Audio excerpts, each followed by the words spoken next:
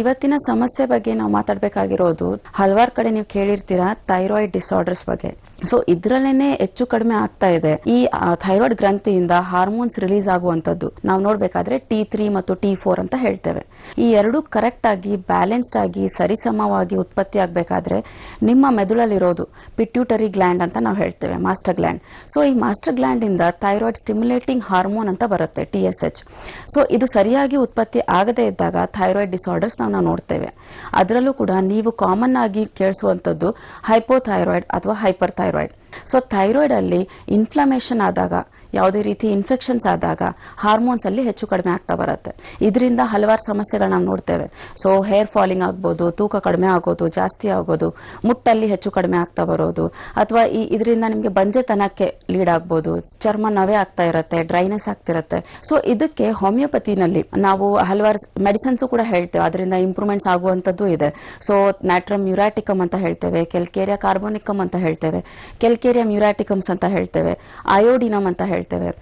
So ಇದು ಎಲ್ಲವೂ ಕೂಡ ಬಾಡಿ ಹಾರ್ಮೋನ್ ಫ್ಲಕ್ಚುಯೇಷನ್ಸ್ ಆಗೋದನ್ನ ಸರಿಪಡಿಸುತ್ತೆ. ಅದೇ ರೀತಿ ನಮ್ಮ ಹೋಮಿಯೋಪತಿ ಕ್ಲಿನಿಕ್ ಅಲ್ಲೂ ಕೂಡ ಅಡ್ವಾನ್ಸ್ಡ್ ಹೋಮಿಯೋಪತಿಕ್ ಮೆಡಿಸಿನ್ಸ್ ಅಂತ ನಾವು ಹೇಳ್ತೇವೆ.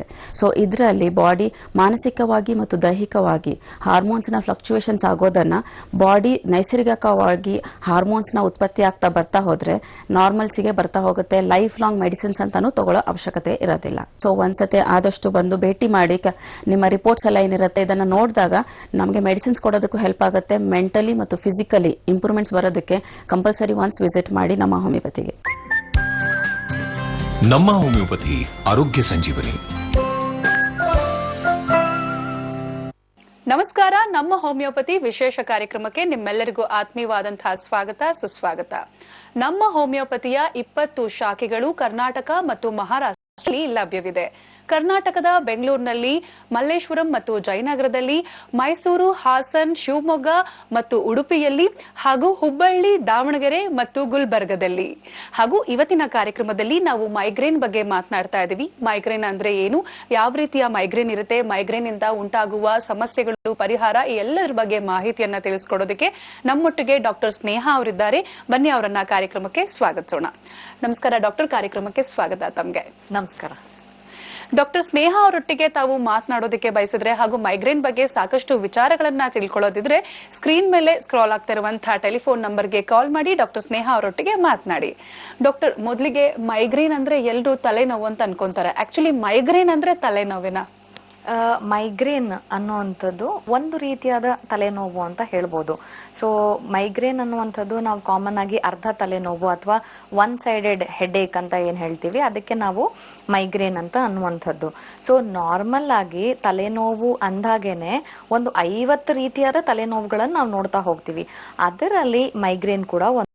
ಸೊ ಮೈಗ್ರೇನ್ ಅಂದಾಗ ಅರ್ಧ ತಲೆನೋವು ಅಂತಂದಾಗ ಕೇವಲ ಒಂದೇ ಭಾಗದಲ್ಲಿ ತಲೆನೋವು ಕಾಣಿಸ್ಕೊಳ್ತಾ ಇತ್ತು, ಎಡಭಾಗ ಅಥವಾ ಬಲಭಾಗದಲ್ಲಿ, ಅಥವಾ ತಲೆ ಮುಂಭಾಗದಲ್ಲಾಗಿರ್ಬೋದು ಅಥವಾ ಹಿಂಭಾಗದಲ್ಲಾಗಿರ್ಬೋದು, ಅಥವಾ ಕೇವಲ ಸೈಡ್ಸ್ ಅಲ್ಲಿ ಮಾತ್ರನೇ ಇನ್ನು ತಲೆನೋವು ಕಾಣಿಸ್ಕೊಳ್ತಾ ಇತ್ತು, ಅಥವಾ ಕಣ್ಣಿನಿಂದ ಹುಬ್ಬಿನಿಂದ ಸ್ಟಾರ್ಟ್ ಆಗಿ ತಲೆನೋವು ಕಂಪ್ಲೀಟ್ ತಲೆ ಪೂರ್ತಿ ನೋವ್ತಾ ಇತ್ತು ಅಂತಂದಾಗ, ಜೊತೆಗೆ ಇಂಪಾರ್ಟೆಂಟ್ ಆಗಿ ಕಣ್ಣುಗಳು ಮಂಜಾಗುವಂಥದ್ದು ಅಥವಾ ವಾಂತಿ ಬರೋ ರೀತಿ ಆಗುವಂಥದ್ದು ಅಥವಾ ವಾಮಿಟ್ ಆಗುವಂಥದ್ದು, ಕೆಲವೊಬ್ಬರಿಗೆ ತಲೆನೋವು ಇದ್ದಾಗ ಲೂಸ್ ಮೋಷನ್ಸ್ ಆಗುವಂಥದ್ದು. ಸೊ ಈ ರೀತಿ ಎಲ್ಲಾ ಲಕ್ಷಣಗಳು ಇದ್ದಾಗ ಅವಾಗ ನಾವು ಅದಕ್ಕೆ ಮೈಗ್ರೇನ್ ಅಥವಾ ಅರ್ಧ ತಲೆನೋವು ಅಂತ ಹೇಳ್ತೀವಿ. ಈ ತಲೆನೋವಲ್ಲಿ ಸಾಕಷ್ಟು ವಿಧಗಳಿದೆ ಅಂತ ನೀವು ಹೇಳಿದ್ರಿ, ಮೈಗ್ರೇನ್ ಕೂಡ ಒಂದು ವಿಧ ಅಂತ ಹೇಳಿದ್ರಿ. ಈ ಹಲವಾರು ವಿಧಗಳಲ್ಲಿ ಹೆಚ್ಚಿಗೆ ಕಾಣಿಸ್ಕೊಳ್ಳುವಂತ ರೀತಿಗಳು ಯಾವುದು? ಸುಮಾರು ಕಾರಣಗಳಿಂದ ತಲೆನೋವು ಕಾಣಿಸ್ಕೊಳ್ಳುತ್ತೆ. ಯೂಶಲಿ ತಲೆನೋವು ಅಂತಂದಾಗ ಪ್ರತಿಯೊಬ್ಬರು ಏನ್ ಅನ್ಕೊಳ್ತಾರೆ, ನಿದ್ದೆ ಕರೆಕ್ಟ್ ಆಗಿ ಮಾಡಿಲ್ಲ, ಆ ಕಾರಣಕ್ಕೆ ತಲೆನೋವು ಬರ್ತಾ ಇರ್ಬೋದು, ಅಥವಾ ಟೆನ್ಷನ್ ತುಂಬಾ ಆದಾಗ ಅವಾಗ ತಲೆನೋವು ಬರ್ಬೋದು. ಬಟ್ ಸಾಮಾನ್ಯವಾಗಿ ತಲೆನೋವು ಬರ್ತಾ ಇತ್ತು ಅಂತಂದಾಗ BP ಅಥವಾ ರಕ್ತದ ಒತ್ತಡ ಹೆಚ್ಚಾಗ್ತಾ ಇತ್ತು, ಆಗ ಕೂಡ ತಲೆನೋವು ಬರುವಂಥದ್ದು. ಎರಡನೇದಾಗಿ ತಲೆ ಒಳಗಡೆ ಏನಾದ್ರೂ ಬ್ರೈನ್ ಒಳಗಡೆ ಕ್ಲಾಟ್ ಆಗಿತ್ತು ಅಂತಂದಾಗ, ರಕ್ತ ಹೆಪ್ಪುಗಟ್ಟಿತ್ತು ಅಂತಂದಾಗ ಆಗ ಕೂಡ ತಲೆನೋವು ಬರುವಂತ ಸಾಧ್ಯತೆಗಳಿರುತ್ತೆ. ಇನ್ನು ಕತ್ತು ನೋವಿನ ಸಮಸ್ಯೆಗಳಿತ್ತು ಅಂತಂದಾಗ, ಅಂದ್ರೆ ಸರ್ವೈಕಲ್ ಸ್ಪಾಂಡಿಲೋಸಿಸ್ ಇದ್ದಾಗ ಕೂಡ ತಲೆನೋವು ಬರುವಂತ ಚಾನ್ಸಸ್ ಇರುತ್ತೆ. ಇನ್ನು ಸೈನಸ್ ಪ್ರಾಬ್ಲಮ್ ಇರುವಾಗ, ಸಾಕಷ್ಟು ಜನರಿಗೆ ಈಗ ಮಳೆಗಾಲ ಆಗಿರ್ಬೋದು, ಚಳಿಗಾಲ ಆಗಿರ್ಬೋದು, ಈ ಟೈಮ್ ಅಲ್ಲಿ ಏನಾದ್ರೂ ತಲೆನೋವು ಬರ್ತಾ ಇತ್ತು ಅಂದಾಗ ತಲೆ ಭಾರ ಆಗುವಂತದ್ದು, ಸೊ ಅದಕ್ಕೆ ಸೈನಸ್ ಹೆಡ್ಏಕ್ ಅಂತ ಹೇಳ್ತೀವಿ. ಇನ್ನು ಬೆನ್ನು ಹುರಿಯಲ್ಲಿ ಒತ್ತಡ ಏನಾದ್ರೂ ಹೆಚ್ಚಾಗ್ತಾ ಇತ್ತು ಅಂತಂದಾಗ, ಬ್ಯಾಕ್ ಬೋನ್ ಅಲ್ಲಿ ಸ್ಪೈನಲ್ ಕಾರ್ಡ್ ಅಲ್ಲಿ ಪ್ರೆಷರ್ ಹೆಚ್ಚಾಗ್ತಾ ಇತ್ತು ಅಂದಾಗ ಆಗ ಕೂಡ ತಲೆನೋವು ಬರುವಂತಹ ಸಾಧ್ಯತೆಗಳಿರುತ್ತೆ. ಸೊ ಇವೆಲ್ಲವೂ ಸಾಕಷ್ಟು ತರದ ವಿಧವಾದ ಒಂದು ತಲೆನೋವು ಹೆಡ್ಏಕ್ ಅಂತ ಹೇಳ್ಬೋದು. ಇದನ್ನ ಹೊರತುಪಡಿಸಿದ್ರೆ ಸೆಕೆಂಡರಿ ಹೆಡ್ಏಕ್ಸ್ ಅಂತ ಕೂಡ ಹೇಳ್ತೀವಿ. ಈಗ ಸುಮಾರು ಜನರಲ್ಲಿ ಕ್ಯಾನ್ಸರ್ ಏನಾದ್ರೂ ಇತ್ತು, ಓವೇರಿಯನ್ ಕ್ಯಾನ್ಸರ್ ಇತ್ತು, ಅಥವಾ ಸರ್ವೈಕಲ್ ಕ್ಯಾನ್ಸರ್ ಇತ್ತು, ಅಥವಾ ಲಂಗ್ ಕ್ಯಾನ್ಸರ್ ಇತ್ತು, ಇವರಲ್ಲಿ ಕೂಡ ಏನಾಗುತ್ತೆ ಸಿವಿಯರ್ ಆಗಿ ತಲೆನೋವು ಕಾಣಿಸ್ಕೊಳ್ಳುವಂಥದ್ದು ಇರುತ್ತೆ.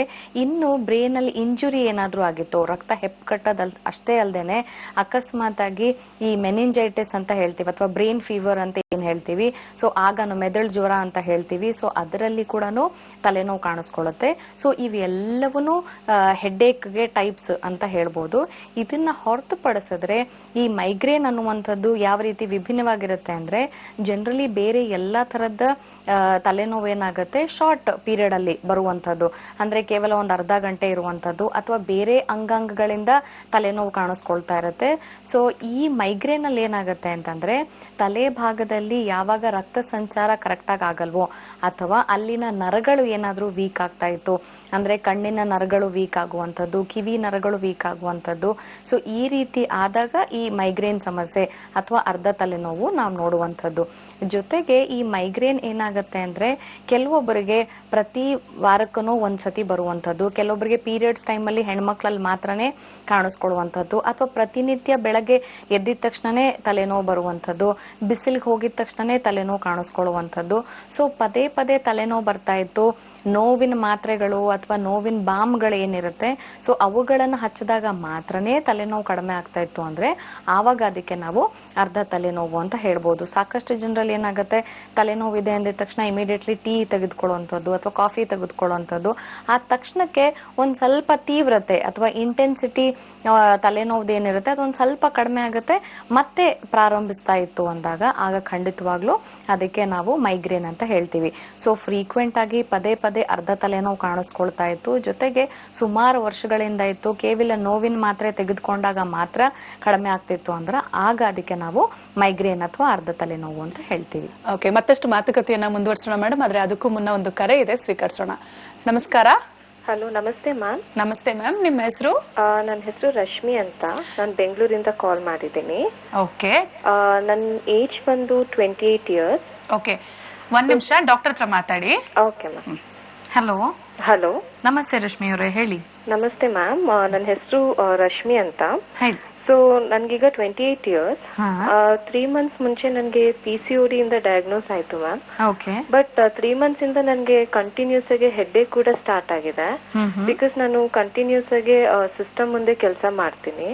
ಸೊ ಕಂಟಿನ್ಯೂಸ್ ಅಂದ್ರೆ ಈಗ ನಾನು ಆಲ್ಮೋಸ್ಟ್ ದಿನ ಮೆಡಿಕೇಶನ್ ತಗೊಂಡೆ ನನ್ನ ಡೇನ ಸ್ಟಾರ್ಟ್ ಮಾಡ್ಬೇಕಾಗತ್ತೆ. ಅಂಡ್ ಒನ್ಸ್ ನನಗೆ ಹೆಡ್ಏಕ್ ಬಂತು ಅಂದ್ರೆ ನಾನು ವಾಮಿಟ್ ಮಾಡೋರ್ಗೂ ಅದು ಆರಾಮಿರಲ್ಲ, ಬಟ್ ವಾಂತಿ ಮಾಡಾದ್ಮೇಲೆ ತುಂಬಾ ಟಯರ್ಡ್ ಆಗಿ ಹೋಗ್ತೀನಿ, ಬಟ್ ಹೆಡ್ಏಕ್ ಇದ್ದೇ ಇರುತ್ತೆ, ಡಲ್ ಹೆಡ್ಏಕ್ ಇದ್ದೇ ಇರುತ್ತೆ ಮ್ಯಾಮ್. ಸೊ ನನ್ ಡೇ ಟು ಡೇ ಆಕ್ಟಿವಿಟೀಸ್ ಮಾಡಕ್ ಆಗ್ತಿಲ್ಲ, ಈಗ ನನ್ನ ಸಿಸ್ಟಮ್ ಮುಂದೆ ಕೆಲಸ ಮಾಡೋಕ್ಕೂ ನಂಗೆ ಕಾನ್ಸಂಟ್ರೇಟ್ ಮಾಡಕ್ ಆಗ್ತಿಲ್ಲ. ಸೊ ಈ ರೀತಿ ತುಂಬಾ ಕಷ್ಟ ಆಗ್ತಿದೆ ಮ್ಯಾಮ್. ಓಕೆ, ಬೇಜಾರ್ ಮಾಡ್ಕೋಬೇಡಿ ರಶ್ಮಿ ಅವರೇ, ಖಂಡಿತವಾಗ್ಲೂ ಇದಕ್ಕೆ ಚಿಕಿತ್ಸೆ ಇರುತ್ತೆ. ಈಗ ನೀವೇನ್ ಹೇಳ್ತಿದ್ದೀರಾ, ಕೇವಲ 3 ತಿಂಗಳಿಂದ ಮಾತ್ರನೇ ನಿಮ್ಗೆ ತಲೆನೋವು ಅಂದ್ರೆ ಮೈಗ್ರೇನ್ ಸ್ಟಾರ್ಟ್ ಆಗಿರುವಂತದ್ದು. ನೀವು ಹೇಳಿರುವಂತ ಪ್ರತಿಯೊಂದು ಲಕ್ಷಣವೂ ಮೈಗ್ರೇನ್ ಸಮಸ್ಯೆನೆ. ಸೊ ಆದ್ರೆ ನಿಮಗೆ ಪ್ರಾರಂಭವಾಗಿರುವಂತದ್ದು ಹಾರ್ಮೋನ್ ಸಮಸ್ಯೆಯಿಂದ. ಈಗ ನೀವು ನಮ್ಮ ಕಾರ್ಯಕ್ರಮ ನೋಡ್ತಾ ಇದ್ರಿ ಅಂದ್ರೆ ನಾ ಹೇಳ್ತಾ ಇದ್ದೆ, ಸೊ PCOD ಸಮಸ್ಯೆ ಇತ್ತು, ಅಥವಾ ಥೈರಾಯ್ಡ್ ಸಮಸ್ಯೆಗಳೇ ಇತ್ತು, ಡಯಾಬಿಟೀಸ್ ಇತ್ತು. ಸೊ ಹಾರ್ಮೋನ್ ಸಮಸ್ಯೆಗಳಿಂದ ಕೂಡ ಖಂಡಿತವಾಗ್ಲೂ ಮೈಗ್ರೇನ್ ಬರುವಂತ ಸಾಧ್ಯತೆಗಳಿರುತ್ತೆ.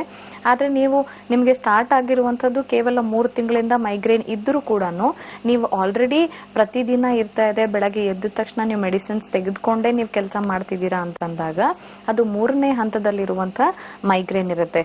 ಸೊ 3ನೇ ಹಂತದಲ್ಲಿ ಇದ್ದಾಗ ಮೈಗ್ರೇನ್ ಖಂಡಿತವಾಗ್ಲೂ ಪ್ರೆಷರ್ ತುಂಬಾ ಆಗುವಂಥದ್ದು, ಅಂದ್ರೆ ತಲೆ ಭಾಗದಲ್ಲಿ ಒತ್ತಡಗಳು ತುಂಬಾ ಆಗುವಂಥದ್ದು, ಜೊತೆಗೆ ಕತ್ತು ಭಾಗದಲ್ಲಿ ಕೂಡ ರಕ್ತದ ಒತ್ತಡ ಹೆಚ್ಚಾಗುವಂಥದ್ದು, ಅಲ್ಲಿ ರಕ್ತ ಸಂಚಾರ ಕರೆಕ್ಟ್ ಆಗಿ ಆಗ್ತಾ ಇರಲ್ಲ. ಜೊತೆಗೆ PCOD ಸಮಸ್ಯೆ ಇರೋದ್ರಿಂದ ಹಾರ್ಮೋನ್ಸ್ ಗಳಲ್ಲಿ ವ್ಯತ್ಯಾಸ ಆಗ್ತಾ ಇರತ್ತೆ. ಅಂದ್ರೆ ಪ್ರತಿ 5 ದಿನಕ್ಕೂ ಒಂದು ಸತಿ ಏನ್ ಹಾರ್ಮೋನ್ಸ್ ಗಳು ವ್ಯತ್ಯಾಸ ಆಗ್ಬೇಕಾಗತ್ತೆ, ಅದರ ಬದಲಾಗಿ 2 ದಿನಕ್ಕೆನೆ ಹಾರ್ಮೋನ್ಸ್ ಗಳಲ್ಲಿ ವ್ಯತ್ಯಾಸ ಆಗೋದ್ರಿಂದ ಏನಾಗುತ್ತೆ, ಬ್ರೇನ್ ಅಲ್ಲಾಗಿರ್ಬೋದು, ತಲೆ ಭಾಗದಲ್ಲಾಗಿರ್ಬೋದು, ಅನ್ನುವಂಥದ್ದು ರಕ್ತ ಸಂಚಾರದಲ್ಲಿ ಬ್ಲಡ್ ಸರ್ಕ್ಯುಲೇಷನ್ ಅಲ್ಲಿ ತುಂಬಾನೇ ವ್ಯತ್ಯಾಸಗಳಾಗೋದ್ರಿಂದ ನಿಮಗೆ ತಲೆನೋವು ಅಥವಾ ಅರ್ಧ ತಲೆನೋವು ಮೈಗ್ರೇನ್ ಸಮಸ್ಯೆ ಕಾಣಿಸ್ಕೊಳ್ತಾ ಇರುತ್ತೆ.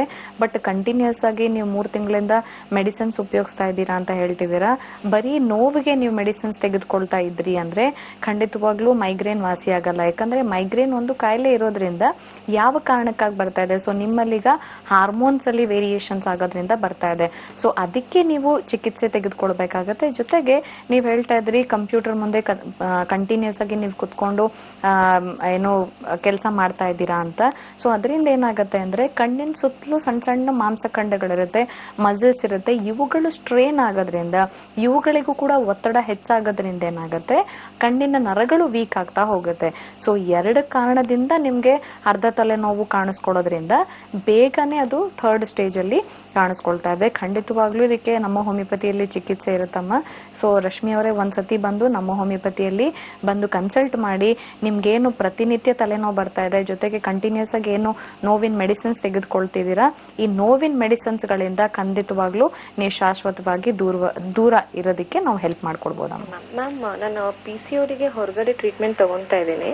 ಸೊ ನನಗೆ ಹೋಮಿಯೋಪತಿನಲ್ಲಿ PCOD ಜೊತೆಗೆ ಮೈಗ್ರೇನ್ಗೂ ಟ್ರೀಟ್ಮೆಂಟ್ ಕೊಡ್ಬೋದಾ? ಖಂಡಿತವಾಗ್ಲೂ ಕೊಡ್ತೀವಮ್ಮ. ಯಾಕಂದ್ರೆ ನಾವು ನಮ್ಮ ಹೋಮಿಯೋಪತಿಯಲ್ಲಿ PCOD ಸಮಸ್ಯೆ ಅಷ್ಟೇ ಅಲ್ಲದೆ ಎಲ್ಲಾ ತರದ ಹಾರ್ಮೋನ್ ಸಮಸ್ಯೆಗಳಿಗೂ, ಥೈರಾಯ್ಡ್ ಸಮಸ್ಯೆಗಳು, PCODಯಲ್ಲಿ ಕೂಡ ಬೇರೆ ಬೇರೆ ಸ್ಟೇಜಸ್ ಇರುತ್ತೆ. ಸೊ ನಿಮ್ಮ ರಿಪೋರ್ಟ್ಸ್ ಏನಾದ್ರೂ ನೀವು ಮಾಡಿಸಿದ್ರಿ, ಸ್ಕ್ಯಾನ್ ರಿಪೋರ್ಟ್ಸ್ ಇತ್ತು ಅಥವಾ ಹಾರ್ಮೋನ್ ಪ್ರೊಫೈಲೇ ಇತ್ತು ಅಂದ್ರೆ ಖಂಡಿತವಾಗ್ಲೂ ಅದನ್ನ ತೆಗೆದುಕೊಂಡು ಬನ್ನಿ. ಸೊ ಯಾವ ಹಂತದಲ್ಲಿ PCOD ಸಮಸ್ಯೆ ಇದೆ ಇದನ್ನ ನೋಡ್ಕೊಂಡು ಇದಕ್ಕೆ ಕೂಡ ನಮ್ಮ ಹೋಮಿಯೋಪತಿಯಲ್ಲೇನೆ ಚಿಕಿತ್ಸೆ ಕೊಡ್ಬೋದಮ್ಮ. ಧನ್ಯವಾದಗಳು ರಶ್ಮಿ ಅವರೇ ಕರೆ ಮಾಡೋದಕ್ಕೆ. ಅಂಡ್ ರಶ್ಮಿ ಅವರೇ, ನೀವು ಬೆಂಗಳೂರಿನಿಂದ ಅಂತ ಹೇಳಿದ್ರಿ. ಬೆಂಗಳೂರಿನಲ್ಲಿ ಜಯನಗರ ಮತ್ತು ಮಲ್ಲೇಶ್ವರಂನಲ್ಲಿ ಬ್ರಾಂಚ್ ಇದೆ. ಸೊ ತಮಗೆ ಯಾವ್ದು ನಿಯರೆಸ್ಟ್ ಆಗುತ್ತೋ ನೀವು ಕಾಲ್ ಮಾಡಿ ಅಪಾಯಿಂಟ್ಮೆಂಟ್ ಫಿಕ್ಸ್ ಮಾಡ್ಕೊಂಡು ಖಂಡಿತವಾಗ್ಲೂ ನಮ್ಮ ಹೋಮಿಯೋಪತಿಗೆ ಭೇಟಿ ನೀಡಿ, ಹಾಗೆ ಡಾಕ್ಟರ್ಸ್ ನ ಕನ್ಸಲ್ಟ್ ಮಾಡಿ ಒಳ್ಳೆ ರಿಸಲ್ಟ್ಸ್ ನಿಮ್ಗೆ ಖಂಡಿತವಾಗ್ಲೂ ಸಿಗುತ್ತೆ. ಧನ್ಯವಾದಗಳು ಕರೆ ಮಾಡಿದ್ದಕ್ಕೆ. ನಮಸ್ಕಾರ. ಮೈಗ್ರೇನ್ ಅರ್ಲಿ ಸ್ಟೇಜಸ್ ಅನ್ನೋದು ಏನಾದ್ರು ಇದೆಯಾ, ಅಥವಾ ನಮ್ಗೆ ಹೇಗ್ ಗೊತ್ತಾಗುತ್ತೆ ನಮ್ಗೆ ಮೈಗ್ರೇನ್ ಇದೆ ಅಂತ? ಯಾವ ತರ ಅರ್ಲಿ ಸ್ಟೇಜಸ್ ಅಲ್ಲಿ ಹೇಗ್ ಗೊತ್ತಾಗುತ್ತೆ? ಮೈಗ್ರೇನ್ ಅರ್ಲಿ ಸ್ಟೇಜಸ್ ಅಲ್ಲಿ ಹೇಗಿರುತ್ತೆ ಅಂದ್ರೆ ಪದೇ ಪದೇ ತಲೆನೋವು ಬರ್ತಾ ಇತ್ತು ಅಥವಾ ಕೇವಲ ಅರ್ಧ ಗಂಟೆ ಅಥವಾ 1 ಗಂಟೆ ತಲೆನೋವು ಬಂದಾಗ ಮಲಗಿದ ಕೂಡ್ಲೇನೆ ಕಡಿಮೆ ಆಗ್ತಾ ಇತ್ತು. ಜೊತೆಗೆ ವಾಮಿಟಿಂಗ್ ಸೆನ್ಸೇಷನ್ ಅಂದ್ರೆ ವಾಂತಿ ಬರೋ ರೀತಿ ಅನ್ಸುವಂಥದ್ದು. ಸುಮಾರು ಸತಿ ಏನಾಗುತ್ತೆ ಅಂತಂದ್ರೆ ಗ್ಯಾಸ್ಟ್ರಿಕ್ ಪ್ರಾಬ್ಲಮ್ ಇಂದನೇ ನಂಗೆ ತಲೆನೋವು ಬರ್ತಾ ಇದೆಯಾ ಅನ್ನುವಂತಹ ಪ್ರಾಬ್ಲಮ್ಸ್ ಕೂಡ ಕೆಲವೊಬ್ಬರಿಗೆ ಪೇಷಂಟ್ಸಿಗೆ ಆಗ್ತಾ ಇರುತ್ತೆ. ಸೊ ಈ ರೀತಿ ಸ್ಟಾರ್ಟಿಂಗ್ ಸ್ಟೇಜಸ್ ಅಲ್ಲಿ ಇದ್ದಾಗ ಜೊತೆಗೆ ಅರ್ಧ ಗಂಟೆ ಅಥವಾ 1 ಅವರ್ ಒಳಗಡೆನೆ ತಲೆನೋವು ತಂತಾನೇನೆ ಕಡಿಮೆ ಆಗ್ತಿತ್ತು ಅಂತಂದ್ರೆ ಆಗ ನಾವು ಅದಕ್ಕೆ ಅರ್ಲಿ ಸ್ಟೇಜಸ್ ಆಫ್ ಮೈಗ್ರೇನ್ ಅಂತ ಹೇಳ್ತೀವಿ. ಈಗ ಅದರಲ್ಲಿ ಕೂಡ ಬೇರೆ ಬೇರೆ ಸ್ಟೇಜಸ್ ಆಗ್ತಾ ಹೋಗುತ್ತೆ. ಕೆಲವೊಬ್ಬರಲ್ಲಿ ಏನಾಗುತ್ತೆ ಅರ್ಧ ತಲೆನೋವು ಸತತವಾಗಿ ಕಂಟಿನ್ಯೂಸ್ 1 ದಿನ ಪೂರ್ತಿ ಇರುವಂತದ್ದು ಅಥವಾ ಅರ್ಧ ದಿನ ಕಂಪ್ಲೀಟ್ ಆಗಿರುವಂತದ್ದು, ಜೊತೆಗೆ ವಾರದಲ್ಲಿ 1 ಸತಿ ಫಾರ್ ಶ್ಯೂರ್ ಬರ್ತಾನೆ ಇರುತ್ತೆ. ಅಂದ್ರೆ ವಾರಕ್ಕೆ 1 ಸತಿ ಬರುವಂತದ್ದು ಅರ್ಧ ತಲೆನೋವು.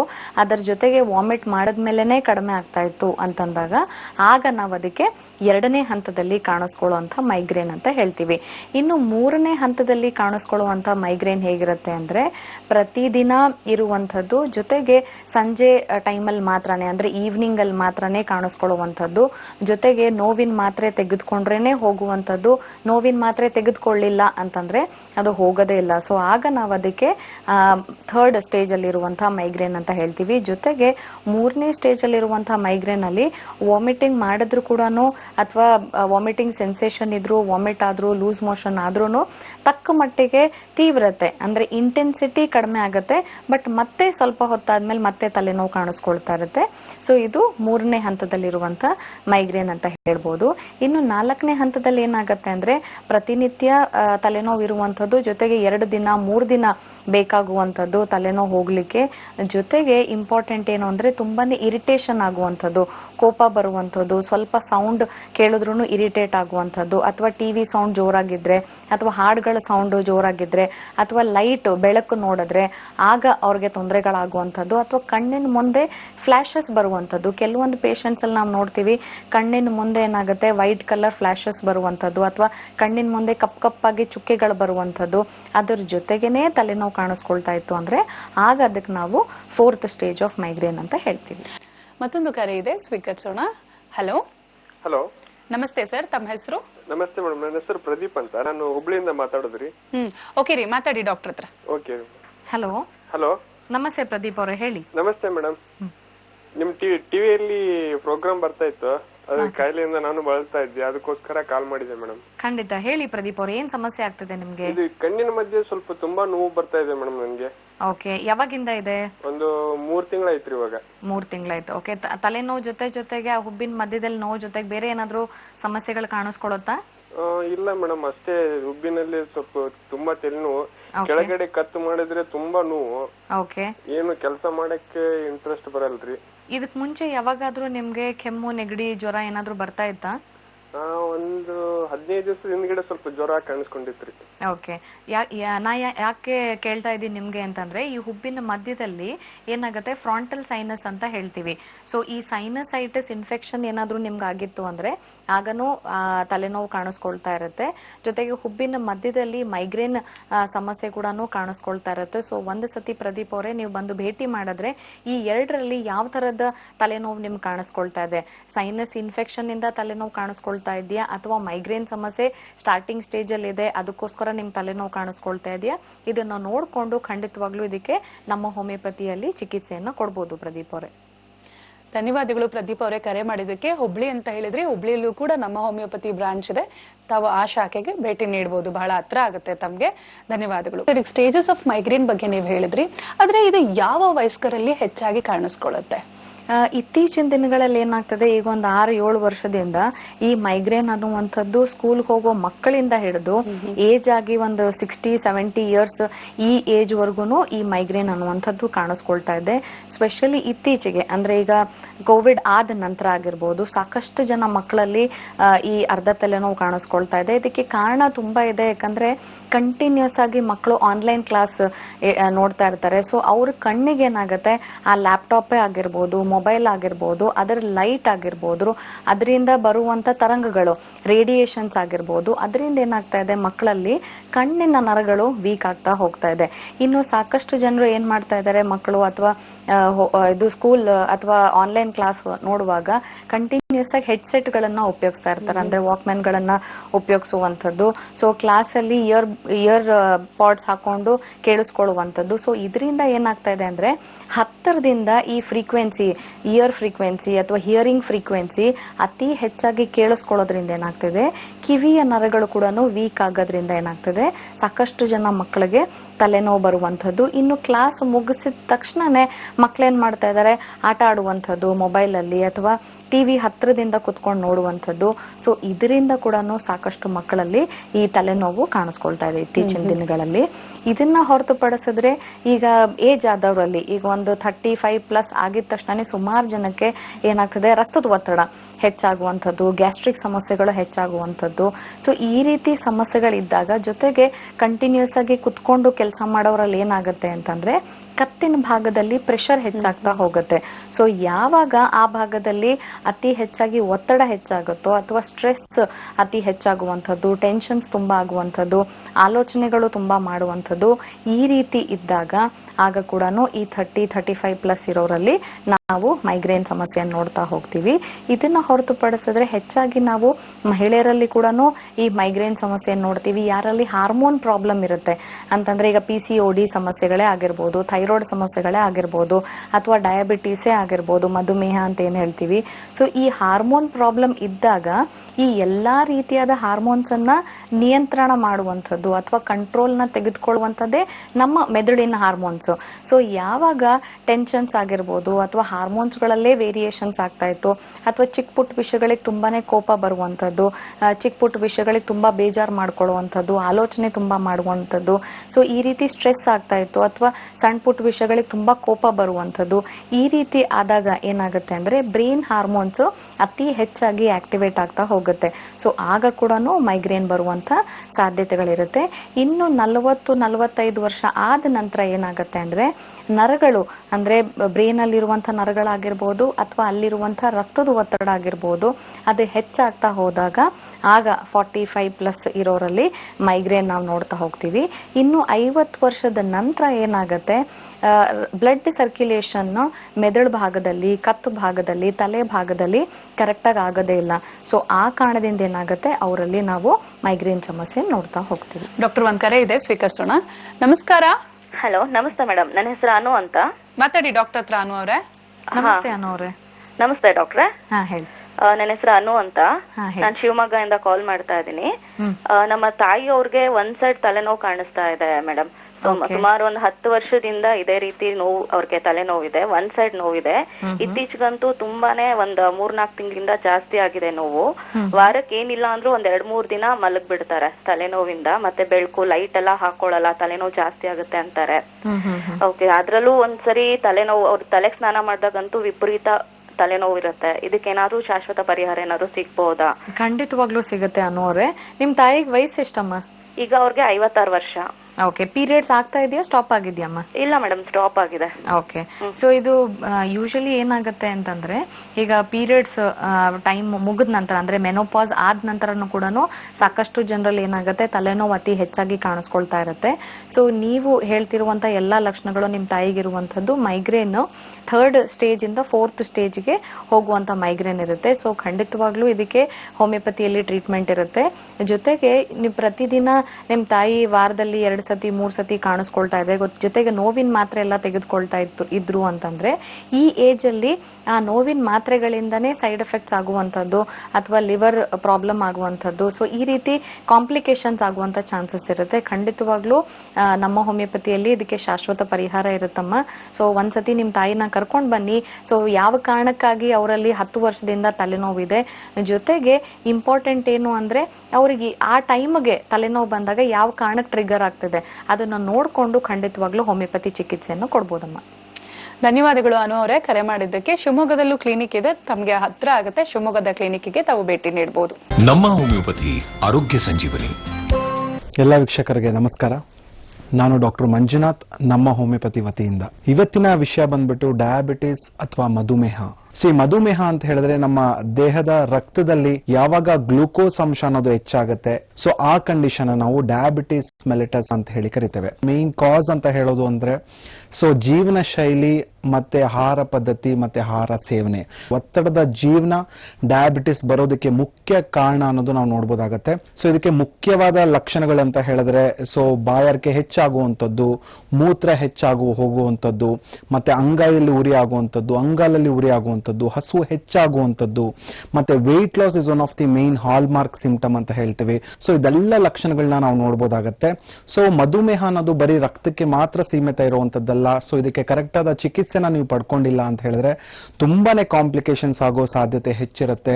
ಕಣ್ಗಳ ಮಂಜಾಗುವಂಥದ್ದು, ರೆಟಿನೋಪತಿ, ನೆಫ್ರೋಪತಿ, ಕಿಡ್ನಿಯ ರಿಲೇಟೆಡ್ ಇಶ್ಯೂಸ್ ಬರುವಂತ ಸಮಸ್ಯೆಗಳು ಬರುತ್ತೆ. ಹೋಮಿಯೋಪತಿಕಲಿ ನಾವು ಇದಕ್ಕೆ ಒಳ್ಳೆ ಮೆಡಿಕೇಶನ್ಸ್ ಅನ್ನೋದು ನಾವು ನೋಡ್ಬೋದಾಗತ್ತೆ. ಹೋಮಿಯೋಪತಿಕಲಿ ನಾವು ನಂಬುವಂತಂತೂ ಇಂಡಿವಿಜುವಲಿಟಿ ಅಂತ ಹೇಳ್ತೀವಿ.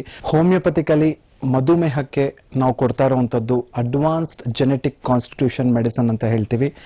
ಆಧುನಿಕ ರೀತಿಯಲ್ಲಿ ಮಾನಸಿಕ ಮತ್ತು ದೈಹಿಕ ಚಟುವಟಿಕೆನ ನೋಡಿಕೊಂಡು ಆ ವ್ಯಕ್ತಿಗೆ ಮಧುಮೇಹ ಬರೋದಕ್ಕೆ ಯಾವ ಕಾರಣನ ಅನ್ನೋದು ತಿಳ್ಕೊಂಡು ಇಂಡಿವಿಜುವಲಿಟಿನ ತಿಳ್ಕೊಂಡು ಆ ವ್ಯಕ್ತಿಯ ಅನುಗುಣವಾಗಿ ನಾವು ಔಷಧಿಗಳನ್ನ ಕೊಟ್ಟಾಗ ಮಧುಮೇಹದಿಂದ ಯಾವುದೇ ರೀತಿ ಸಮಸ್ಯೆ ಉಂಟಾಗೋದಿಲ್ಲ. ಹೋಮಿಯೋಪತಿಕಲಿ ಯಾವುದೇ ರೀತಿ ಅಡ್ಡ ಪರಿಣಾಮಗಳು ಇಲ್ದಿರೋ ಟ್ಯಾಬ್ಲೆಟ್ಸ್ಗಳಿರುತ್ತೆ. ಇದೊಂದೇ ರೋಗ ಅಲ್ಲ, ನಮ್ಮ ಹೋಮಿಯೋಪತಿಯಲ್ಲಿ ಎಲ್ಲ ದೀರ್ಘದ ಆರೋಗ್ಯ ಸಮಸ್ಯೆಗಳಿಗೆ ಯಾವುದೇ ಅಡ್ಡ ಪರಿಣಾಮಗಳಿಲ್ಲದೆ ಶಾಶ್ವತ ಪರಿಹಾರ ಕೊಡೋದಕ್ಕೆ ನಮ್ಮ ಹೋಮಿಯೋಪತಿಯ ನುರಿತ ವೈದ್ಯರಿರ್ತಾರೆ. ಇದರ ಉಪಯೋಗವನ್ನು ಎಲ್ಲರೂ ಪಡ್ಕೊಳ್ಬೇಕು ವೀಕ್ಷಕರು ಅಂತ ನಾನು ಕೇಳ್ಕೊಳ್ತೇನೆ. ನಮ್ಮ ಹೋಮಿಯೋಪತಿ ಆರೋಗ್ಯ ಸಂಜೀವನಿ.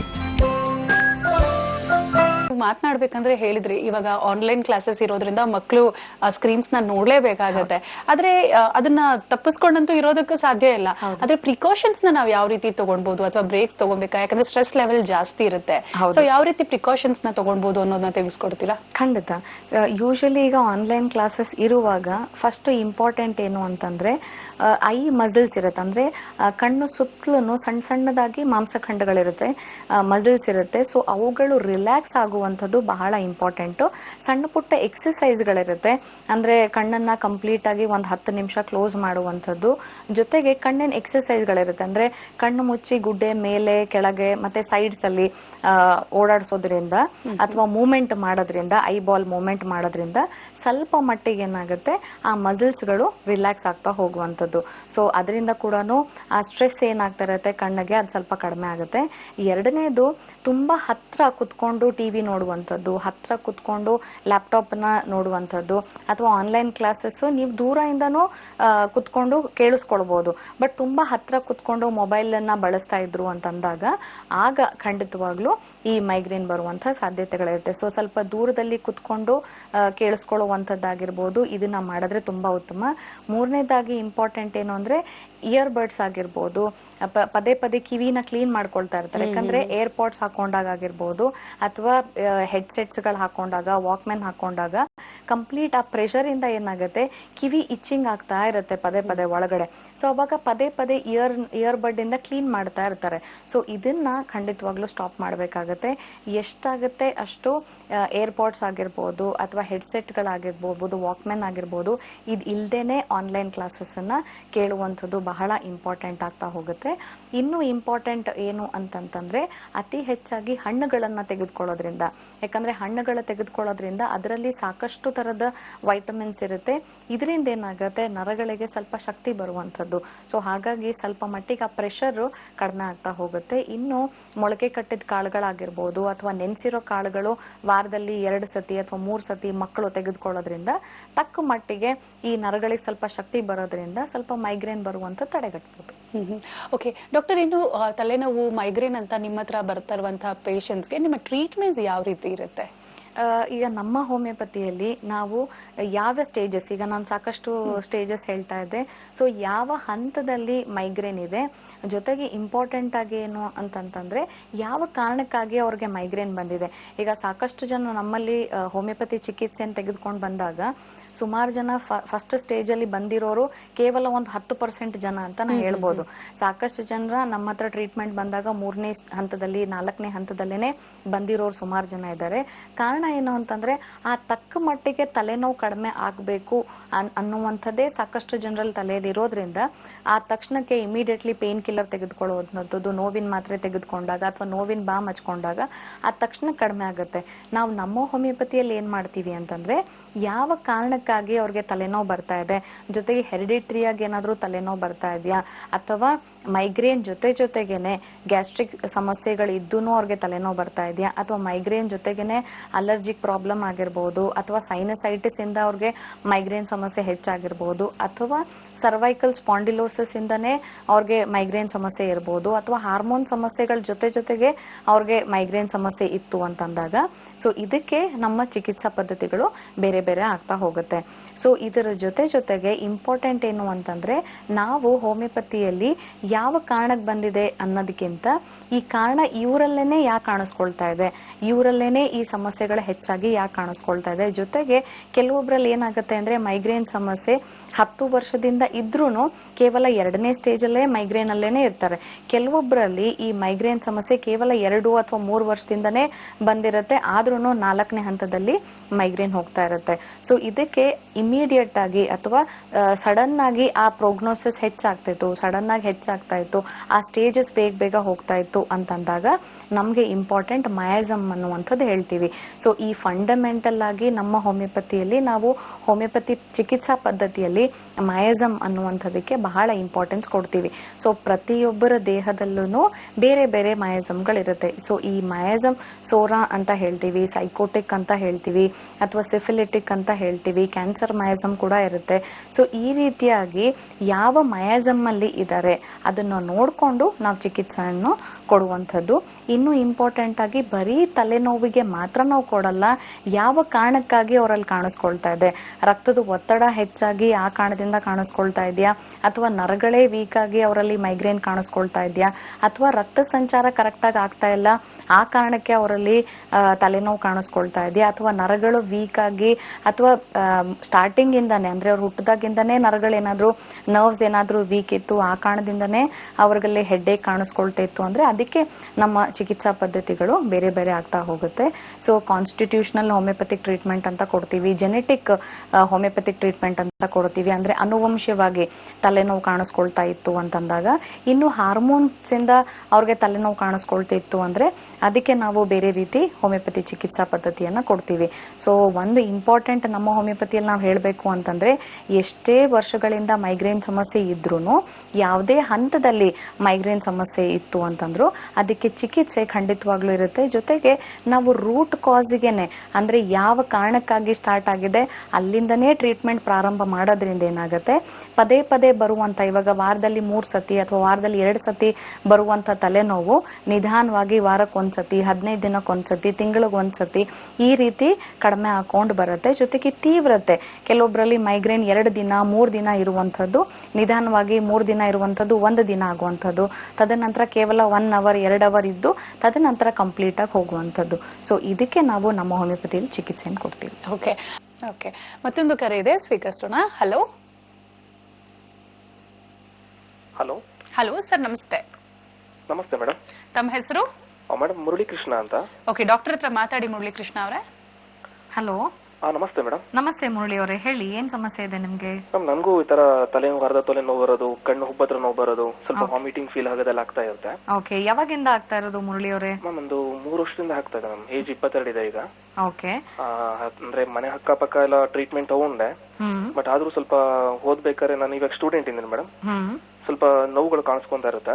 ಓಕೆ. ಒಂದ್ ಅರ್ಧ ಗಂಟೆ ಓದ್ಬೇಕಾದ್ರೆ ತುಂಬಾ ತಲೆನೋವು. ಅದು ವಾರದಲ್ಲಿ ಎಷ್ಟು ಸತಿ ಬರುತ್ತೆ ಮುರಳಿ ಅವರೇ ತಲೆನೋವು? ಮ್ಯಾಮ್ ಒಂದು ವೀಕ್ಲಿ 2 ಡೇಸ್ ಅಂತೂ ಬರುತ್ತೆ ಮ್ಯಾಮ್. ಅಂದ್ರೆ ಒಂದ್ ಸ್ವಲ್ಪ ಓದ್ತಿದ್ದಂಗೆ ಸ್ಟಾರ್ಟ್ ಆಗ್ತಾ ಹೋಗುತ್ತೆ. ಓಕೆ. ಸೊ ನೋವು ಬಂದಾಗ ನೀವೇನಾದ್ರೂ ಮೆಡಿಸಿನ್ಸ್ ಏನಾದ್ರು ತೆಗೆದುಕೊಳ್ತೀರಾ, ಹೇಗೆ? ಮೇಡಮ್ ಇಲ್ಲಿ ಡಾಕ್ಟರ್ ಏನ್ ಕೊಟ್ಟಿದ್ರು ಮೆಡಿಸಿನ್ ಎಲ್ಲ ತಗೊಳ್ತಾ ಇದೀನಿ ಮೇಡಮ್. ಓಕೆ. ಮುರಳಿ ಅವರೇ ನೋಡಿ, ನಿಮ್ಗೆ ಆಲ್ರೆಡಿ ಸ್ಟೂಡೆಂಟ್ ಅಂತ ಹೇಳ್ತಿದ್ದೀರಾ, ಓದ್ತಾ ಇದ್ದೀರಾ ಅಂತ ಹೇಳ್ತಿದ್ದೀರಾ. ಸೊ ಓದುವಾಗ ನಿಮ್ಗೆ ತಲೆನೋವು ಕಾಣಿಸ್ಕೊಳ್ತಾ ಇದೆ ಅಂತ ಹೇಳ್ತಿದ್ದೀರಾ. ಸೊ ಬಹುಶಃ ನಿಮ್ಮಲ್ಲಿ ಏನಾಗ್ತಾ ಇದೆ ಅಂತಂದ್ರೆ, ಕಣ್ಣಿನ ಸುತ್ತಲೂ ಇರುವಂತಹ ಮಾಂಸಖಂಡಗಳೇನಿರುತ್ತೆ ಅವುಗಳಿಗೆ ಸ್ಟ್ರೆಸ್ ಆಗೋದ್ರಿಂದ ತಲೆನೋವು ಕಾಣಿಸ್ಕೊಳ್ತಾ ಇರಬಹುದು, ಅಥವಾ ಕಣ್ಣಿನ ನರಗಳೇ ವೀಕ್ ಆಗ್ತಾ ಇತ್ತು ಅಂದಾಗ ಕೂಡ ತಲೆನೋವು ಕಾಣಿಸ್ಕೊಳ್ತಾ ಇರುತ್ತೆ, ಅಥವಾ ಸ್ಟ್ರೆಸ್ ತುಂಬಾ ಆಗ್ತಾ ಇತ್ತು ಅಥವಾ ಓದುವಾಗ ಟೆನ್ಷನ್ಸ್ ಆಗ್ತಾ ಇತ್ತು ಅಂದಾಗ ಆಗ ಕೂಡ ಅರ್ಧ ತಲೆನೋವು ಕಾಣಿಸ್ಕೊಳ್ತಾ ಇರುತ್ತೆ. ಜೊತೆಗೆ ವಾರದಲ್ಲಿ 2 ಸತಿ ಅಂತ ಹೇಳ್ತಿದ್ದೀರಾ, ಖಂಡಿತವಾಗ್ಲೂ ಇದು 2ನೇ ಸ್ಟೇಜ್ ಇಂದ 3ನೇ ಸ್ಟೇಜ್ಗೆ ಹೋಗುವಂತ ಮೈಗ್ರೇನ್ ಅಂತ ನಾವ್ ಹೇಳ್ಬೋದು. ಜೊತೆಗೆ ನೀವು ನೋವಿನ ಮಾತ್ರೆಗಳ ತೆಗೆದುಕೊಳ್ತಾ ಇದ್ರಿ ಅಂತಂದ್ರೆ ಕೇವಲ ನೋವು ಅಷ್ಟೇ ಕಡಿಮೆ ಆಗುತ್ತೆ ಮುರಳಿ ಅವರೇ. ಸೊ ಕಂಟಿನ್ಯೂಸ್ ಆಗಿ ಮೈಗ್ರೇನ್ ಸಮಸ್ಯೆ ಇತ್ತು ಅಂತಂದ್ರೆ ಯಾವ ಕಾರಣಕ್ಕಾಗಿ ನಿಮ್ಮಲ್ಲಿ ಕಾಣಿಸ್ಕೊಳ್ತಾ ಇದೆ, ಸೊ ಆ ಕಾರಣಕ್ಕೆ ನಾವು ಟ್ರೀಟ್ಮೆಂಟ್ ನಮ್ಮ ಹೋಮಿಯೋಪತಿಯಲ್ಲಿ ಕೊಡುವಂಥದ್ದು. 2-3 ವರ್ಷದಿಂದ ತಲೆನೋವು ಇದೆ ಅಂತ ಹೇಳ್ತಿದ್ದೀರಾ, ಖಂಡಿತವಾಗ್ಲೂ ಇದಕ್ಕೆ ನಮ್ಮ ಹೋಮಿಯೋಪತಿಯಲ್ಲಿ ಶಾಶ್ವತವಾದ ಒಂದು ಪರಿಹಾರವನ್ನ ನಾವು ಕೊಡಬಹುದು. ಒಂದು ಸತಿ ನೀವು ನಮ್ಮ ಹೋಮಿಯೋಪತಿ ಡಾಕ್ಟರ್ನ ಮೀಟ್ ಮಾಡಿದ್ರಿ ಅಂತಂದ್ರೆ ಎಷ್ಟು ವರ್ಷಗಳಿಂದ ಇದೆ, ಜೊತೆಗೆ ಎಷ್ಟು ಸಿವಿಯರ್ ಆಗಿ ಬರ್ತಾ ಇದೆ, ನಿಮ್ ಕೇಸ್ ಡೀಟೇಲ್ಸ್ ಅನ್ನೆಲ್ಲ ಕಂಪ್ಲೀಟ್ ಆಗಿ ತೆಗೆದುಕೊಂಡು ನೀವು ಓದುವಾಗ ಕೂಡ ತಲೆನೋವು ಬರಬಾರ್ದು, ಆ ರೀತಿ ಖಂಡಿತವಾಗ್ಲೂ ನಮ್ಮ ಹೋಮಿಯೋಪತಿಯಲ್ಲಿ ನಾವು ಟ್ರೀಟ್ಮೆಂಟ್ ಕೊಡ್ಬೋದು. ಧನ್ಯವಾದಗಳು ಮುರಳಿ ಅವರೇ, ಕರೆ ಮಾಡಿದ್ದಕ್ಕೆ. ನಮಸ್ಕಾರ ಡಾಕ್ಟರ್. ಇವಾಗ ಕೆಲವೊಬ್ರು ಇಂಗ್ಲಿಷ್ ಮೆಡಿಸಿನ್ಸ್ಗೆ ಅಡ್ಜಸ್ಟ್ ಆಗಿರ್ತಾರೆ, ಸೊ ಅವರು ಹೋಮಿಯೋಪತಿ ಮೆಡಿಸಿನ್ಸ್ಗೆ ಅಡ್ಜಸ್ಟ್ ಆಗೋದಕ್ಕೆ ಸ್ವಲ್ಪ ಸಮಯ ತಗೊಳುತ್ತೆ. ಅಂತವ್ರಿಗೆ ಏನ್ ಹೇಳಕ್ ಇಷ್ಟಪಡ್ತೀರಾ? ಯಾಕಂದ್ರೆ ಕಾರ್ಯಕ್ರಮ ನೋಡ್ತಾ ಇರ್ತಾರೋ, ನಾನು ಇಂಗ್ಲಿಷ್ ಮೆಡಿಸಿನ್ ತಗೊಂತಾ ಇದೀನಿ, ಇದು ತಗೊಂಡ್ಬೋದಾ ಅಂತ ಸಾಕಷ್ಟು ಡೌಟ್ಸ್ ಇರುತ್ತೆ. ಸೊ ಚೇಂಜ್ ಓವರ್ ಆದ್ರೆ ಏನಾದ್ರು ಎಫೆಕ್ಟ್ಸ್ ಆಗುತ್ತಾ, ಸೈಡ್ ಎಫೆಕ್ಟ್ಸ್ ಇರುತ್ತಾ ಅಂತ, ಸೊ ಅಂತವ್ರಿಗೆ ಏನ್ ಹೇಳಕ್ ಇಷ್ಟಪಡ್ತೀರಾ? ಖಂಡಿತವಾಗ್ಲೂ ಈಗ ಸಾಕಷ್ಟು ಸತಿ ನಮ್ಮ ಹತ್ರ ಪೇಷಂಟ್ಸ್ ಬರೋರಲ್ಲಿ ಈಗ ಡಯಾಬಿಟೀಸ್ ಇರ್ತಾರೆ, ಅಥವಾ ಮಧುಮೇಹ ಇರುವಂತದ್ದು, ಅಥವಾ ಹೈಪರ್ ಟೆನ್ಷನ್ ಅಂದ್ರೆ ಹೈ BP ಇರುವಂತವ್ರು, ಅಥವಾ ಆಲ್ರೆಡಿ ಕ್ಯಾನ್ಸರ್ಗೆ ಟ್ರೀಟ್ಮೆಂಟ್ ತೆಗೆದುಕೊಂಡು ಬಂದಿರ್ತಾರೆ, ಕೀಮೋಥೆರಪಿ ಆಗಿರ್ಬೋದು, ಅಥವಾ ಆರ್ಥರೈಟಿಸ್ ಸಮಸ್ಯೆ ಇರುವಂತವ್ರು. ಸೊ ಇಂಥವರಲ್ಲಿ ಆಲ್ರೆಡಿ ಬೇರೆ ಪ್ರಾಬ್ಲಮ್ಸ್ ಗಳಿಗೆ ಆಲ್ರೆಡಿ ಅವರು ಇಂಗ್ಲಿಷ್ ಮೆಡಿಸಿನ್ಸ್ ಅಥವಾ ಅಲೋಪತಿ ಮೆಡಿಸಿನ್ಸ್ ಅಥವಾ ಆಯುರ್ವೇದ ಮೆಡಿಸಿನ್ಸ್ ಯಾವುದೇ ಮೆಡಿಸಿನ್ಸ್ ಬಳಸ್ತಾ ಇದ್ರು, ಜೊತೆಗೆ ಹೋಮಿಯೋಪತಿ ಖಂಡಿತವಾಗ್ಲೂ ತೆಗೆದುಕೊಳ್ಬಹುದು. ಯಾಕಂದ್ರೆ ಈ ಮೈಗ್ರೇನ್ ಇದ್ದಾಗ ಯಾವ ಕಾರಣಕ್ಕಾಗಿ ಬರ್ತಾ ಇದೆ, ಸೊ ನಾವು ಆ ರೂಟ್ ಕಾಸ್ಗೆ ಟ್ರೀಟ್ಮೆಂಟ್ ಕೊಡೋದ್ರಿಂದ ನಾವು ಸಿಂಪ್ಟಮ್ಸ್ ಗಳಿಗೆ ಅಂದ್ರೆ ಕೇವಲ ನೋವಿಗೆ ನಾವು ಟ್ರೀಟ್ಮೆಂಟ್ ಖಂಡಿತವಾಗ್ಲೂ ಕೊಡಲ್ಲ, ಯಾವ ಕಾರಣಕ್ಕಾಗಿ ಬರ್ತಾ ಇದೆ, ಸೊ ಅದಕ್ಕೆ ನಾವು ಟ್ರೀಟ್ಮೆಂಟ್ ಕೊಡೋದ್ರಿಂದ ಖಂಡಿತವಾಗ್ಲೂ ಹೋಮಿಯೋಪತಿ ಮೆಡಿಸಿನ್ಸ್ ಬಳಸ್ಕೊಳ್ಬಹುದು. ಜೊತೆಗೆ ಎಷ್ಟೇ ವರ್ಷದಿಂದ ಮೈಗ್ರೇನ್ ಸಮಸ್ಯೆ ಇರಲಿ ಅಥವಾ ಬೇರೆ ಬೇರೆ ಸಮಸ್ಯೆಗಳಿದ್ರು ಖಂಡಿತವಾಗ್ಲೂ ನಮ್ಮ ಹೋಮಿಯೋಪತಿ ಚಿಕಿತ್ಸೆ ಅಳವಡಿಸ್ಕೊಳ್ಬಹುದು. ಓಕೆ, ಈಗ ನಾವು ಕಾರ್ಯಕ್ರಮದ ಪ್ರಾರಂಭದಲ್ಲಿ ನಾನು ಹೇಳ್ತಾ ಇದ್ದೆ, ಮಹಾರಾಷ್ಟ್ರದಲ್ಲಿ ಮತ್ತು ಕರ್ನಾಟಕದಲ್ಲಿ 20 ಶಾಖೆಗಳಿದೆ, ಬೆಂಗಳೂರಿನಲ್ಲಿ ಜಯನಗರ ಮತ್ತು ಮಲ್ಲೇಶ್ವರಂನಲ್ಲಿ. ಸೊ ಅಪಾಯಿಂಟ್ಮೆಂಟ್ಸ್ ಯಾವ ರೀತಿ ತಗೊಳ್ಬಹುದು? ಸ್ಕ್ರೀನ್ ಮೇಲೆ ಸ್ಕ್ರಾಲ್ ಆಗ್ತಿರುವ ನಂಬರ್ಸ್ಗೆ ಕಾಲ್ ಮಾಡಿ ಅವ್ರ ಅಪಾಯಿಂಟ್ಮೆಂಟ್ ತಗೊಳ್ಬಹುದಾ ಅಥವಾ ಹೇಗೆ ಅಂತ? ಜನರಲಿ ಹೇಗಿರುತ್ತೆ ಅಂತಂದ್ರೆ, ಈಗ ಟಿವಿ ಸ್ಕ್ರೀನ್ ಮೇಲೆ ಕಾಣಿಸ್ಕೊಳ್ಳುವಂತ ನಂಬರ್ಗೆ ಕಾಲ್ ಮಾಡಿದಾಗ ಅಲ್ಲಿರುವಂತ ನಮ್ಮ ಎಕ್ಸ್ಪೀರಿಯನ್ಸ್ಡ್ ಇರ್ತಾರೆ. ಸೊ ಅವರು ಏನ್ ಮಾಡ್ತಾರೆ, ಕಾಲರ್ಸ್ ಇರ್ತಾರೆ, ಸೊ ಅವರು ಏನ್ ಮಾಡ್ತಾರೆ, ಡಾಕ್ಟರ್ಸ್ ಹತ್ರ ಮಾತಾಡ್ತಾರೆ. ಜೊತೆಗೆ ಇಂಪಾರ್ಟೆಂಟ್ ಅವರು ಪ್ರಿಲಿಮಿನರಿ ಡೀಟೇಲ್ಸ್ ಅಂತ ಹೇಳ್ತೀವಿ, ಅಂದ್ರೆ ಯಾವ ಕಾರಣಕ್ಕಾಗಿ ಪ್ರಾಬ್ಲಮ್ ಆಗಿದೆ, ಜೊತೆಗೆ ಎಷ್ಟು ವರ್ಷದಿಂದ ಪ್ರಾಬ್ಲಮ್ ಇದೆ, ಇದನ್ನ ನೋಡ್ಕೊಂಡು ತದನಂತರ ಡಾಕ್ಟರ್ನ ಭೇಟಿ ಮಾಡುವಂತದ್ದು.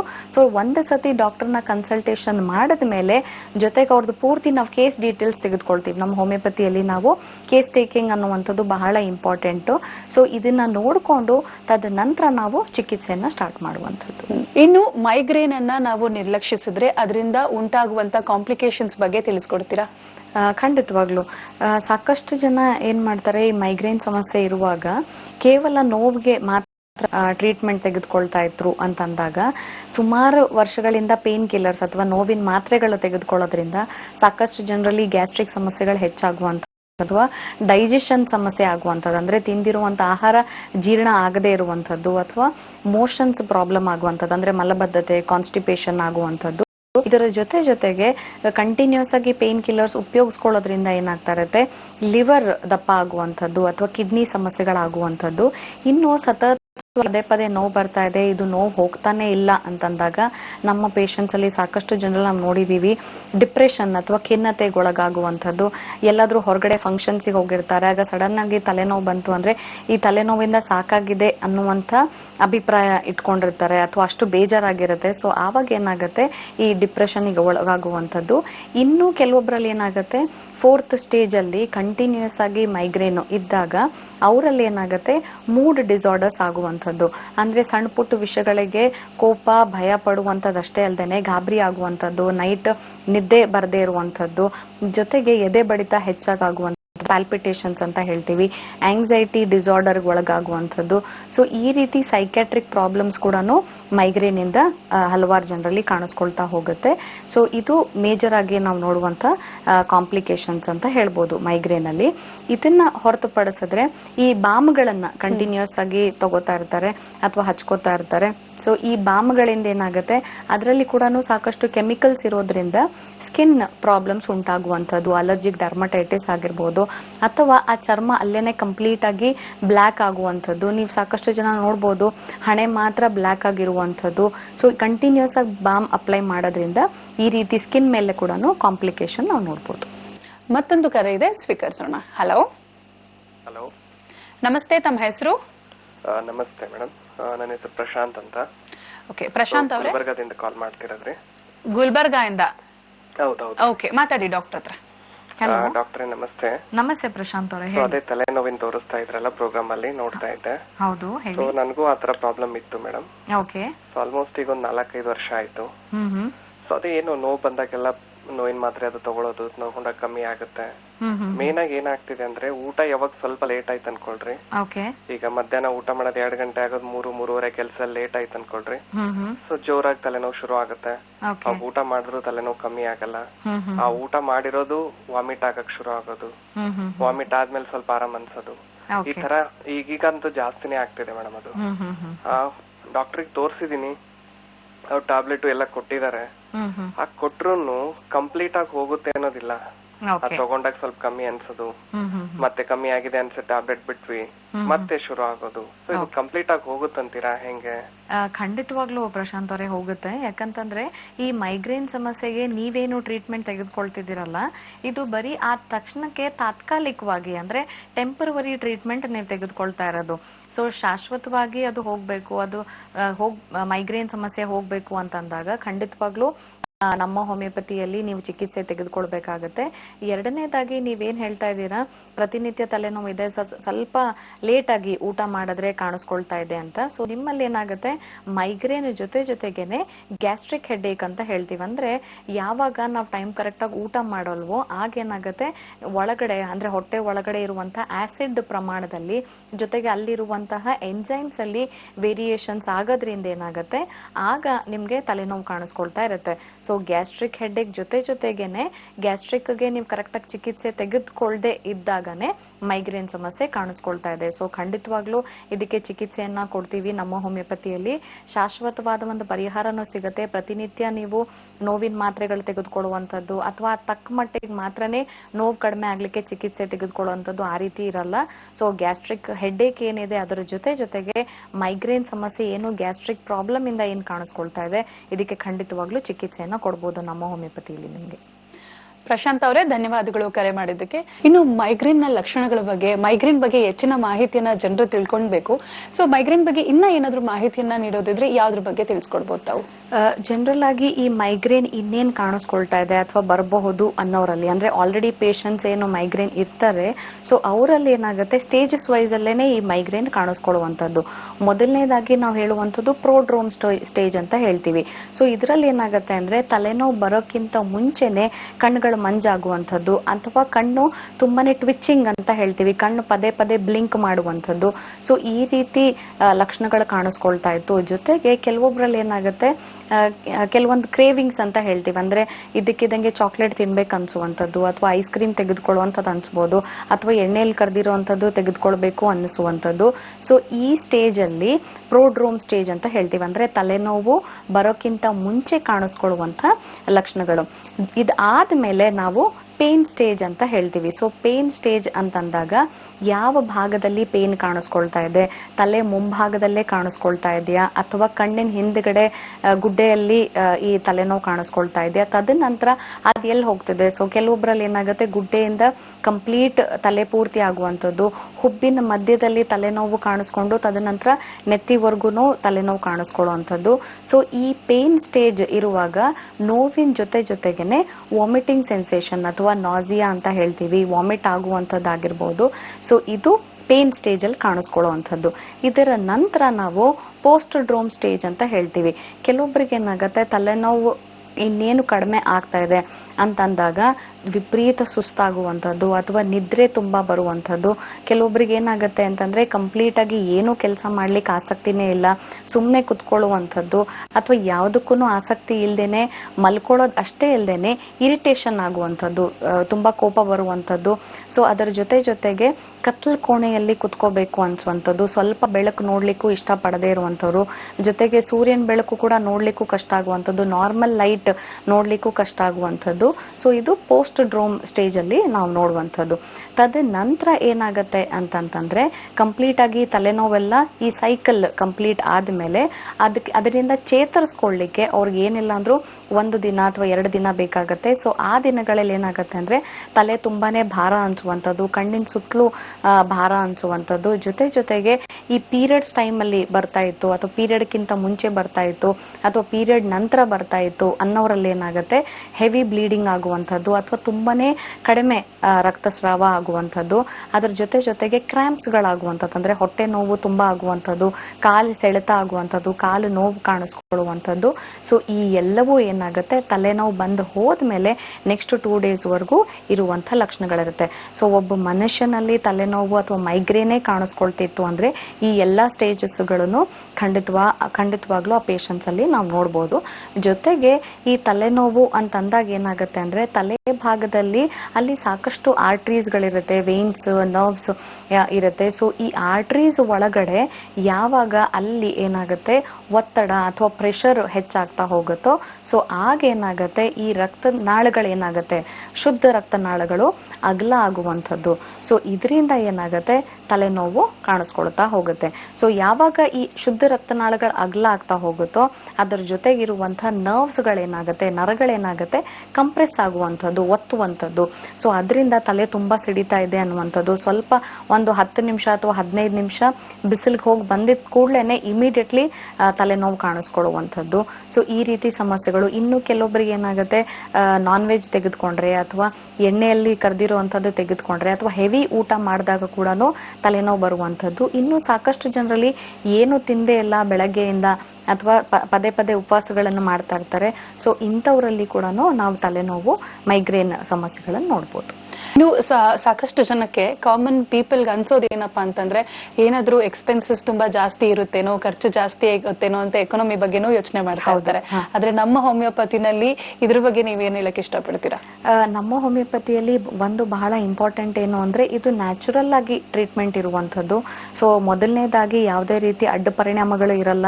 ಯಾಕಂದ್ರೆ ನಾನು ಆಗ್ಲೇ ಹೇಳ್ತಾ ಇದ್ದೆ ಕಾಂಪ್ಲಿಕೇಶನ್ಸ್ ಅಲ್ಲಿ ಪದೇ ನೋವಿನ ಮಾತ್ರೆಗಳು ತೆಗೆದುಕೊಂಡೇ ಸುಮಾರು ಜನಕ್ಕೆ ಲಿವರ್ ಸಮಸ್ಯೆಗಳು, ಕಿಡ್ನಿ ಸಮಸ್ಯೆಗಳು ಸಮಸ್ಯೆಗಳಾಗ್ತಾ ಇರುತ್ತೆ. ಸೊ ಮೊದಲನೇದಾಗಿ ನಮ್ಮ ಹೋಮಿಯೋಪತಿ ತೆಗೆದುಕೊಳ್ಬೇಕು. ಯಾಕೆ ಅಂದ್ರೆ ಒಂದು ಅದರಲ್ಲಿ ಸೈಡ್ ಎಫೆಕ್ಟ್ಸ್ ಹೋಮಿಯೋಪತಿಯಲ್ಲಿ ಯಾವುದೇ ರೀತಿ ಇರಲ್ಲ. ಎರಡನೇದಾಗಿ ನ್ಯಾಚುರಲ್ ಆಗಿ ನೈಸರ್ಗಿಕವಾಗಿ ಇರುವಂತ ಟ್ರೀಟ್ಮೆಂಟ್ ಇರೋದ್ರಿಂದ, ಯಾಕಂದ್ರೆ ಸಾಕಷ್ಟು ಮೆಡಿಸಿನ್ಸ್ ನಾವು ಹೋಮಿಯೋಪತಿ ಮೆಡಿಸಿನ್ಸ್ ಮಾಡುವಂಥದ್ದು ಪ್ಲಾಂಟ್ ಬೇಸ್ಡ್ ಇಂದ, ಸೊ ಗಿಡಗಳಿಂದ ಆಗಿರ್ಬೋದು, ಅದರಿಂದ ಇರುವಂತ ಹೂಗಳಾಗಿರ್ಬೋದು, ಬೇರ್ಗಳಿಂದ ಮಾಡೋದ್ರಿಂದ ಖಂಡಿತವಾಗ್ಲೂ ಅದರಲ್ಲಿ ಯಾವುದೇ ರೀತಿ ಸಮಸ್ಯೆಗಳಿರಲ್ಲ.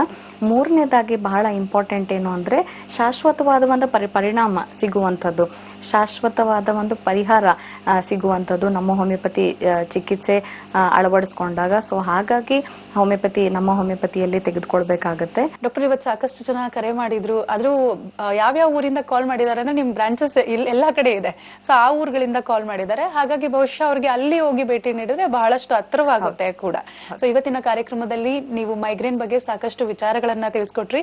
ಡಾಕ್ಟರ್ ಸ್ನೇಹಾ ಅವರೇ, ತಮಗೆ ಧನ್ಯವಾದಗಳು. ನಮಸ್ಕಾರ. ನಮಸ್ಕಾರ ವೀಕ್ಷಕರೇ, ಇದಾಗಿತ್ತು ಇವತ್ತಿನ ನಮ್ಮ ಹೋಮಿಯೋಪತಿ ವಿಶೇಷ ಕಾರ್ಯಕ್ರಮ. ಸಾಕಷ್ಟು ಜನ ಕರೆ ಮಾಡಿದ್ರಿ, ಸಾಕಷ್ಟು ಮಾಹಿತಿಯನ್ನ ಪಡ್ಕೊಂಡಿದ್ದೀರಾ. ಹಾಗೂ ನೀವು ಕೂಡ ನಿಮ್ಮ ಊರಿಗೆ ಸಮೀಪವಾಗಿರುವಂತಹ ಡಾಕ್ಟರ್ ಕ್ಲಿನಿಕ್ಗೆ ನೀವು ಭೇಟಿ ನೀಡಬಹುದು. ನಮ್ಮ ಹೋಮಿಯೋಪತಿ ಕ್ಲಿನಿಕ್ಗೆ ಸ್ಕ್ರೀನ್ ಮೇಲೆ ಸ್ಕ್ರಾಲ್ ಆಗ್ತಿರುವಂತಹ ನಮ್ಮ ನಂಬರ್ಸ್ಗೆ ಕರೆ ಮಾಡಬಹುದು, ಅಪಾಯಿಂಟ್ಮೆಂಟ್ ನ ಫಿಕ್ಸ್ ಮಾಡ್ಕೊಳ್ಬಹುದು, ಶಾಶ್ವತ ಪರಿಹಾರವನ್ನ ತಮ್ಮ ಸಮಸ್ಯೆಗೆ ಪಡೆದುಕೊಳ್ಳಬಹುದು. ಮತ್ತೆ ನಿಮ್ಮ ಭೇಟಿ ಮುಂದಿನ ಕಾರ್ಯಕ್ರಮದಲ್ಲಿ. ಅಲ್ಲಿಯವರೆಗೂ ನಮಸ್ಕಾರ. ನಮ್ಮ ಹೋಮಿಯೋಪತಿ ಆರೋಗ್ಯ ಸಂಜೀವನಿ. ನಮಸ್ತೆ ವೀಕ್ಷಕರೇ, ನಾನು ಡಾಕ್ಟರ್ ಆಶಾರಾಣಿ, ನಮ್ಮ ಹೋಮಿಯೋಪತಿ ವತಿಯಿಂದ ಇವತ್ತಿನ ವಿಷಯ PCOD ಸಮಸ್ಯೆ ಬಗ್ಗೆ ಮಾತನಾಡ್ತಾ ಇದ್ದೀನಿ. ಸೊ ಎಲ್ಲರಿಗೂ ಗೊತ್ತಿರೋ ಹಾಗೆ PCOD ಒಂದು ನೀರಿನ ಗುಳ್ಳೆ ಸಮಸ್ಯೆ ಅಂತ ನಾವು ಹೇಳ್ತೀವಿ. ಅಂಡಾಶಯದಲ್ಲಿ ಕಾಣುವಂತ ನೀರಿನ ಗುಳ್ಳೆ ಅಂತ ನಾವು ಹೇಳ್ಬೋದು.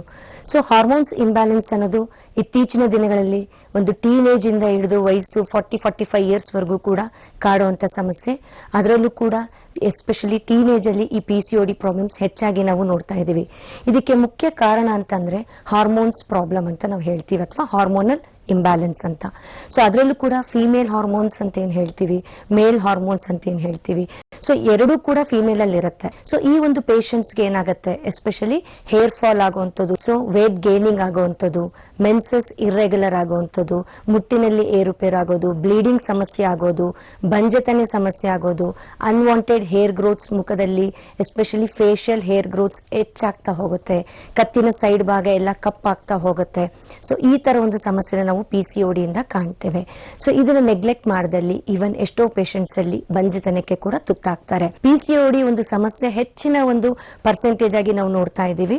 ಸೊ ಹಾಗಾಗಿ ಇದನ್ನ ನಾವು ವಾಸಿ ಮಾಡ್ಕೊಳ್ಳೋದು ತುಂಬಾನೇ ಮುಖ್ಯ. ಯಾವುದೇ ರೀತಿ ಹೋಮಿಯೋಪತಿ ಮೆಡಿಕೇಶನ್ಸ್ ಅಲ್ಲಿ ಶಸ್ತ್ರಚಿಕಿತ್ಸೆ ಅನ್ನೋದು ಇರೋದಿಲ್ಲ, ಹಾಗೆ ರೂಟ್ ಕಾಸ್ಗೆ ಟ್ರೀಟ್ ಮಾಡಲಾಗುತ್ತೆ. ಸೊ ಅವರ ಒಂದು ಹಾರ್ಮೋನ್ಸ್ ನ ನಾವು ನ್ಯಾಚುರಲ್ ವೇ ಅಲ್ಲಿ ಇಂಪ್ರೂವ್ ಮಾಡಕ್ಕೆ ಕೊಡ್ತಾ ಇರ್ತೀವಿ, ಬ್ಯಾಲೆನ್ಸ್ ಮಾಡೋದಕ್ಕೆ ಕೊಡ್ತಾ ಇರ್ತೀವಿ. ಅದರಲ್ಲಿ ಸಾಮಾನ್ಯವಾಗಿ ನಾವು ಪಲ್ಸೆಟೆಲ್ಲ ಇರಬಹುದು, ಎಪಿಸ್ ಇರಬಹುದು, ಸೆಪಿಯಾ ಇರಬಹುದು, ನೆಟ್ರಮ್ಯೂರ್ ಇರಬಹುದು, ಈ ತರ ಹಲವಾರು ಮೆಡಿಕೇಶನ್ಸ್ ಇರುತ್ತೆ. ಅವರ ಒಂದು ದೇಹದ ಅನುಗುಣವಾಗಿ ಜೆನೆಟಿಕ್ ವೇ ಅಲ್ಲಿ ಕಾನ್ಸ್ಟಿಟ್ಯೂಷನಲ್ ವೈಸ್ ಅಲ್ಲಿ ನಾವು ಟ್ರೀಟ್ ಮಾಡಲಾಗುತ್ತೆ. ಇದರಿಂದ ಸಂಪೂರ್ಣವಾಗಿ ಕೂಡ ಹೋಮಿಯೋಪತಿ ಮೆಡಿಕೇಶನ್ಸ್ ಇಂದ ನೀವು ಮುಕ್ತಿಯನ್ನು ಪಡ್ಕೋಬಹುದು. ನಮ್ಮ ಹೋಮಿಯೋಪತಿ ಆರೋಗ್ಯ ಸಂಜೀವನಿ. ಆರೋಗ್ಯದ ಸಮಸ್ಯೆಯಿಂದ ಬಳಲುತ್ತಿರುವವರಿಗೆ ಪರಿಣಾಮಕಾರಿ ಹೋಮಿಯೋಪತಿ ಚಿಕಿತ್ಸೆಯನ್ನ ನೀಡಿ ಅವರೆಲ್ಲರೂ ಆರೋಗ್ಯವಂತ ಜೀವನವನ್ನ ನಡೆಸುವಲ್ಲಿ ನಮ್ಮ ಹೋಮಿಯೋಪತಿ ಯಶಸ್ವಿಯಾಗಿದೆ. ನಿಮ್ಮ ಕುಟುಂಬದ ಪ್ರತಿಯೊಬ್ಬರ ಆರೋಗ್ಯಕರ ಬದುಕಿಗಾಗಿ ನಮ್ಮ ಹೋಮಿಯೋಪತಿ ಆರೋಗ್ಯ ಸಂಜೀವನಿ. ನಮ್ಮ ಹೋಮಿಯೋಪತಿ ಆರೋಗ್ಯ ಸಂಜೀವನಿ.